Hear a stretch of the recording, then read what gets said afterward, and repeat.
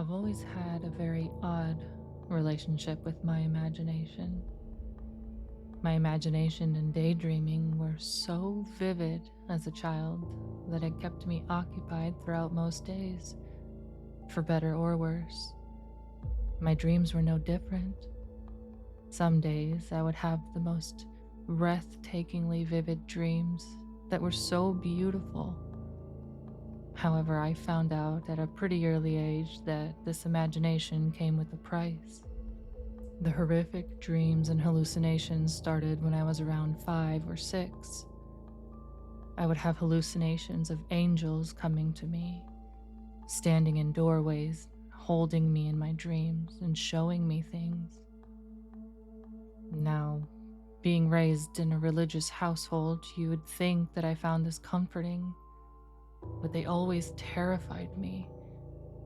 The angels that I would see had no faces, and when I met them in my dreams, their embrace was freezing to the touch. There was no comfort I found in them, and to be honest, this is probably one of the reasons I fell out of religion so early on in my childhood. I can't exactly remember all of the things that they showed me in my dreams. I know they weren't all scary or bad, but it was always unsettling at the least. But my hallucinations, while the good ones were still there sometimes, became more and more horrifying as I got older. Sometimes when I'd wake up from a terrible dream, me being an elementary-aged kid would, of course, call for my parents, and one of my parents would come. Usually, they would come right to my bedside and comfort me, pat my head and give me a kiss on the forehead and be on their way back to sleep. But I remember on some occasions, I would get even more scared when my parents, or what I thought were my parents, came to comfort me. Because sometimes, all they would do is peek their head around the corner and stare at me for minutes. And with it being just about pitch black in my room, with only maybe the moonlight shining in from the window as light, I could only make out the shape of someone's head. There were never any facial features visible, just kind of a white blob. I would call out Mom or Dad multiple times, but I would never get a reply. When this happened, I remember always thinking, why is Mom or Dad taller than usual? But me being so young, it never registered that it could be something else, other than my loving parents coming to check on me when I called for help. When I would finally say, "You're scaring me," after the uncomfortably long time of them just staring at me, the head would disappear back into the hallway. I know now, of course, that in these situations, those were most definitely not my parents. I would only become more and more aware of these tall ones as time went on.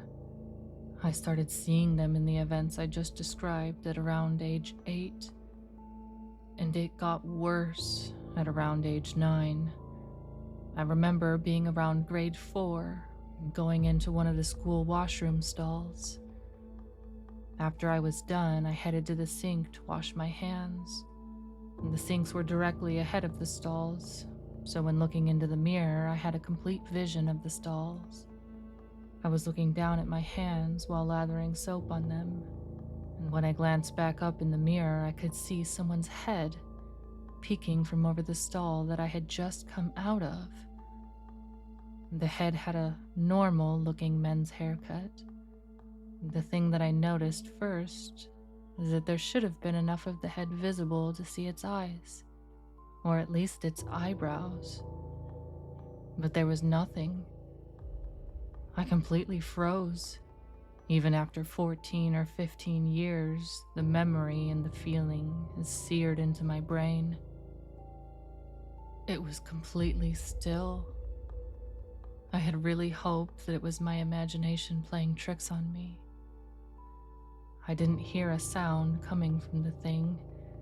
No breathing, no shuffling, no anything. And after the initial reaction of freezing up, I turned around, hoping that it wouldn't be there. But it was. I once again couldn't bring myself to move. Even though it had no eyes, I could still feel its gaze on me. I don't know how long I stood there, but after a while, its head very slowly started to shrink down out of sight. After I couldn't see its head anymore, I quickly looked down towards the bottom opening of the stall and I saw its feet. This particular tall one had standard brown business type shoes. Directly after noticing this, I finally heard something. It began fidgeting with the door. Looking back on it, it was like it had no idea how the door worked. The idea of being face to face with that thing overrid anything else, and I began to run. Just as I exited the bathroom, I heard the stall door creak open. That day was the start of my personal hell. The tall ones would only begin to appear more often. A week after this first encounter, I was in my classroom during our history class. I remember hearing the distant and slow clacking of shoes, the sound you usually hear when a teacher is walking down the hallway. I didn't think too much of it, as it's something that I heard quite often, until I noticed that the last time I heard them was when they were directly outside our classroom. I turned my head towards the doorway, and when I did, I jumped out of my chair and stumbled backwards and fell against the wall. I couldn't do anything except scream. It was there again. The same tall one as in the bathroom stall. Except this time I could see its entire body except for its head. It was too tall for the door. Its outfit was what you would see at a law firm. Very tidy, suit and tie, you get it. The thing had very deformed hands, had extremely stubby fingers, and the hand itself looked like a blob of flesh, just mashed together. Everyone obviously was looking at me, then started to look towards the door, and as you probably suspected, just looked back at me with a mix of confusion and fear as to why I was screaming inconsolably. My teacher rushed to me and tried to figure out what was going on, but I couldn't take my eyes off of it. It felt like if I stopped looking at it, it would come and snatch me away, and I would never be seen again. After what I think was a minute or so, I was still crying uncontrollably. I saw the thing fully move for the first time. Usually this would be comedic, but this was horrifying. It didn't turn around and walk away like a human, but instead just took one massive, slow, exaggerated sidestep out of view. Imagine that as you like, because I don't even want to describe how unnatural this movement was. My parents were called and I was taken home. It took a long time for my parents to get anything out of me. I did eventually tell them, and they took me to a child psychiatrist. They always knew I had hallucinations that scared me from time to time, but after seeing me like how I was that day, they decided it was the final straw. The psychiatrist took it as an overactive imagination and told my parents that hallucinations during childhood are not that unusual, and that they would even eventually subside. He told my parents to come again if this kept occurring on a regular basis. Well, the visions of the tall ones kept coming, and I was put on meds for a short time afterward. They didn't do a thing to help, and after a while I started seeing tall ones other than the businessman. After about a year or two of constant hell, and though it was still hell, I was able to manage these visions a lot better. or so I thought. I won't describe each and every one of these encounters, but I will tell you the one that landed me in a psychiatric ward. I was around 13 at the time, and just like the rest of the encounters I've told you about, I was also at school. I was outside during our recess time, and I was trying my best to be social with the other kids, so I was playing some soccer with them. At some point during the game, I was looking across the field towards the neighboring street when I saw a flash of red kind of dash in and out of sight between two houses. Something about it immediately set me off. Mind you, no tall one I had seen at this point moved quickly. I tried my best to ignore it and continue with the game. Sometime later, I looked back towards those houses, and once again I froze like I was 9 again. There was an extremely tall woman in a red dress, standing across the street. Something about this one was different. It was extremely tall, maybe about 10 feet. I tried to do the best calming exercises that I had learned, trying my best not to lose it. I brought myself to look at it again, and it started to make those low, exaggerated strides towards me that I had become accustomed to seeing.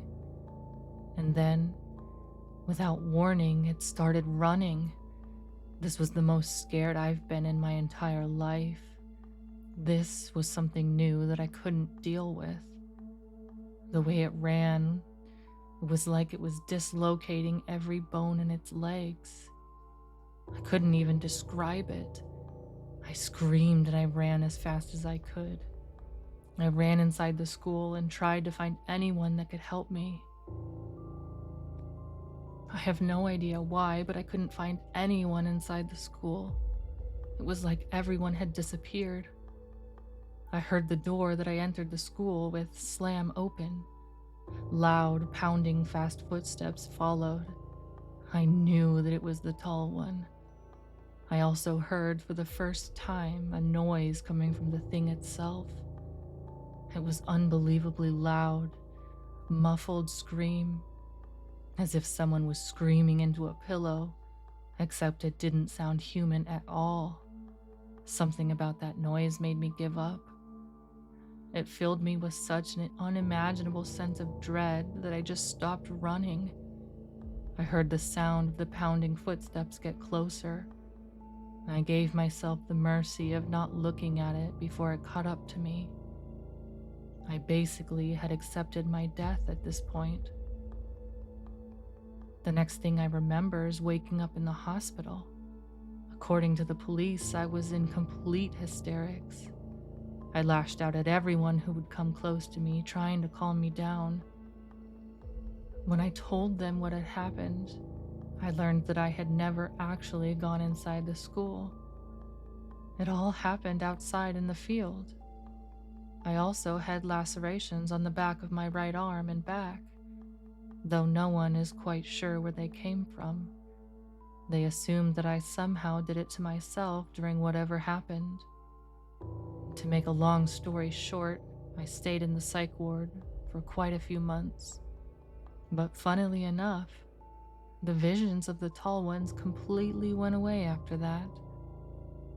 But I could never shake the feeling that maybe something could have been real about them.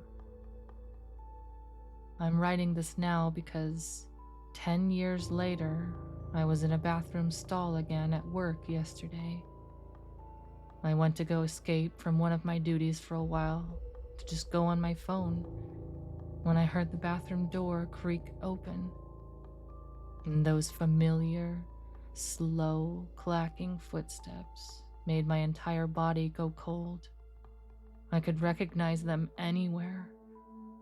Those familiar brown shoes came to a stop directly in front of my stall.